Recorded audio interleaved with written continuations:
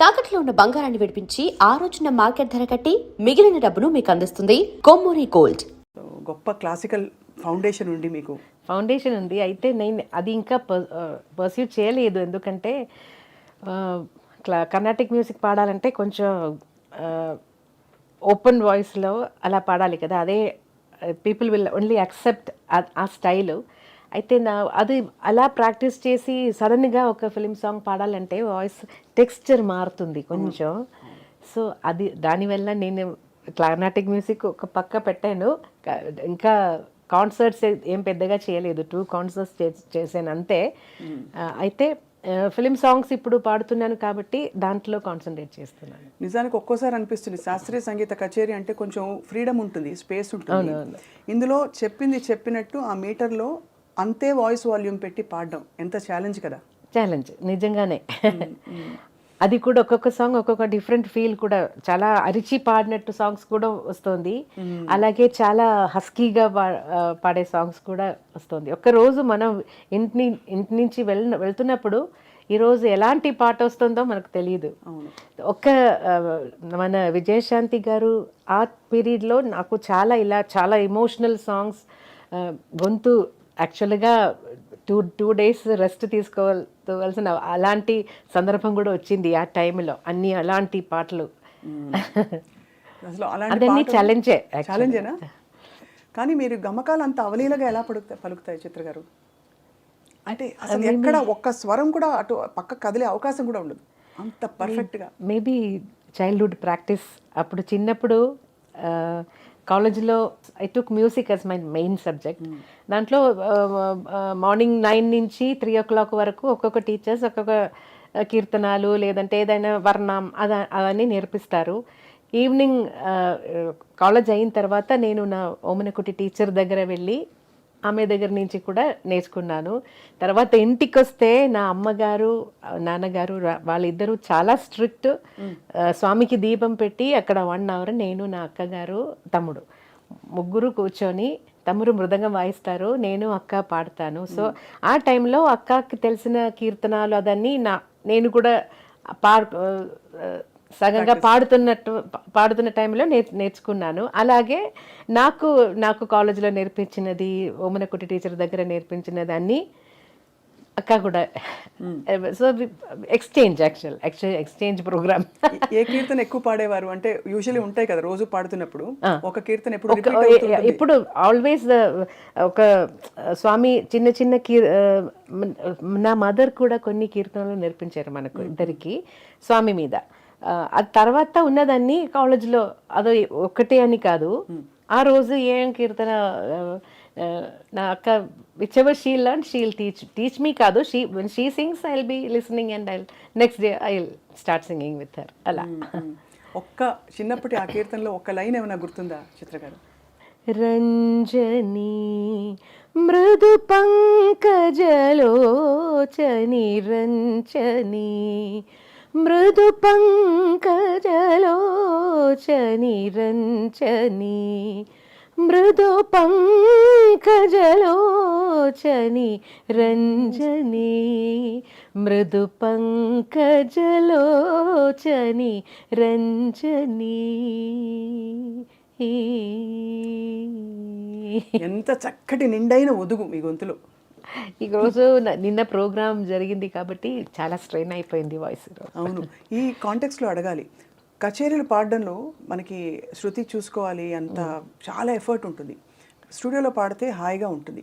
ఈ రెండిట్లో మీకు యాక్చువల్గా ఏది ఇష్టం? ఎందుకంటే ఒక లైవ్ ఆడియన్స్ వింటూ ఉంటే అది స్పెషల్. యాక్చువల్లీ రికార్డింగ్లో మనం వీఆర్ ఫ్రీ, ఎవరు చూసుకోలేదు, ఏదైనా తప్పు వస్తే కూడా we can sing it again.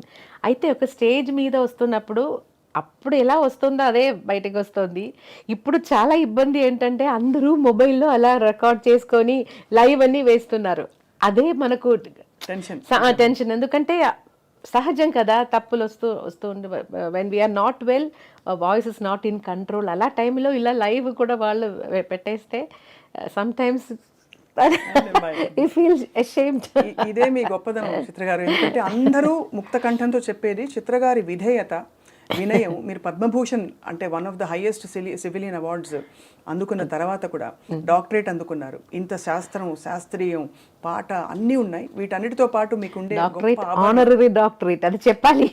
నేను ఏదైనా చదివి వచ్చిన డాక్టరేట్ కాదు, ఆనరరీ డాక్టరేట్. ఫిల్మ్ మ్యూజిక్లో మిమ్మల్ని బాగా మెంటర్ చేసిన వ్యక్తి ఎవరు అని అడిగితే వెదర్ ఇన్ ఎనీ లాంగ్వేజ్ ఎవరి పేరు చెప్తారు చిత్ర గారు? తప్పకుండా ఇళయరాజా గారి పేరు చెప్పాలి. తర్వాత కీరవాణి గారు, చాలామంది ఉన్నారు. నాకు ఒక్కొక్క మ్యూజిక్ డైరెక్టర్స్ దగ్గర పాడుతున్నప్పుడు వాళ్ళ స్టైల్ అడాప్ట్ చేసుకోవాలి. And the way they like us to sing no, అది ముఖ్యం. అది కూడా ఆ టైంలో నేర్చుకోవాలి. అది సో అందరూ నాకు ఇప్పుడు ఒక చిన్న అబ్బాయి మ్యూజిక్ చేసి మ్యూజిక్ డైరెక్టర్ వస్తే కూడా he's also my guru because he's teaching me that song. ఎంత గొప్ప మాట అన్నారు. అది కదా, అదే that is his creation. So I have to make sure I won't spoil the song. That is the big responsibility.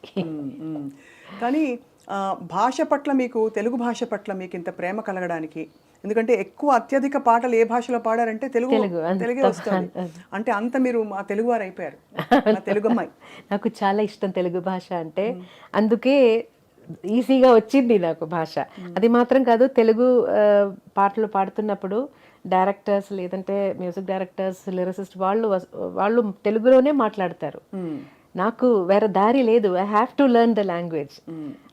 అలా ఒక పరిస్థితి. నాకు ఒక యోగా మాస్టర్ వచ్చారు అప్పుడు ఇంటికి. ఒక 5-10 years నేను యోగా మాస్టర్ దగ్గర నేర్చుకున్నాను.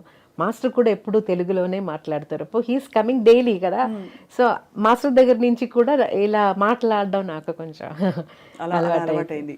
బాలుగారు చెప్పాలి తప్పకుండా, big person in my life.